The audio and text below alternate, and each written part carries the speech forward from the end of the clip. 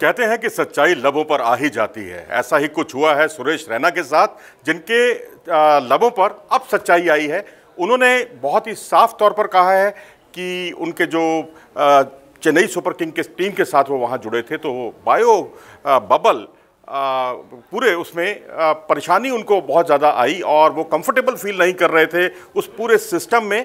और इससे जाहिर होता है कि कहीं ना कहीं परेशानी थी वहाँ चेन्नई सुपर किंग्स के खेमे में। और उन्होंने बहुत ही साफ तौर पर ट्वीट भी किया है, लिखा भी है और उसमें साफ तौर पर कहा है कि वो वहाँ पर चेन्नई सुपर किंग के टीम के साथ जुड़े ज़रूर थे, लेकिन उनका ध्यान अपने घर में रमा हुआ था।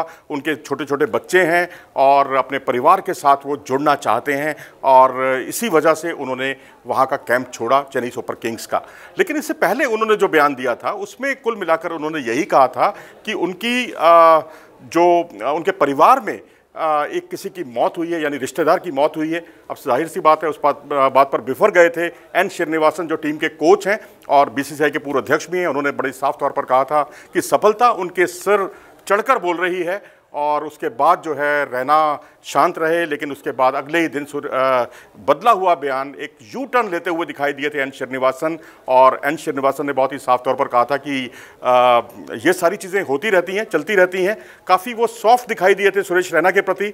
और लेकिन फिर वहीं रैना का अगले दिन जो बयान आया वो भी चौंकाने वाला था। उन्होंने कहा कि पिता पुत्र के बीच में भी इस तरह की नोकझोंक हो जाती है, तो इस तरह की बातों को लेकर कुछ स्थिति स्पष्ट नहीं हो रही थी। लेकिन साथ ही मीडिया के हवाले से इस तरह की खबरें भी आ रही थी कि वहाँ कमरे को लेकर एक विवाद हुआ था और कमरे की बालकनी वाला कमरा उनको चाहिए था। और जैसा कि महेंद्र सिंह धोनी को जो कमरा मिला था उसी तरह का कमरा चाहते थे सुरेश रैना, जिसकी वजह से ये विवाद सामने आया और बढ़ता ही चला गया और उससे उन्हें गुस्से में, नाराज़गी में छोड़ना पड़ा यूएई में चेन्नई सुपर किंग्स का वो सेंटर।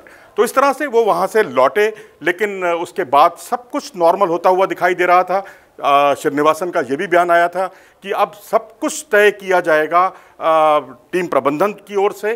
टीम प्रबंधन में जैसा महेंद्र सिंह धोनी चाहेंगे वैसा होगा। और उसके बाद जो है स्थिति कुछ ऐसी बिगड़ी कि जितनी वहाँ जो बसें थी चेन्नई सुपर किंग्स की, जिस पर खिलाड़ियों के बड़े बड़े पोस्टर लगाए जाते हैं, उसमें सुरेश रैना का नाम, चेहरा बिल्कुल नहीं था, उसे हटा दिया गया था। और तो और जो कल एक दिन पहले जो मैसेज सबके सामने आया वो यही था कि व्हाट्सएप ग्रुप से भी सुरेश रैना को हटा दिया गया है।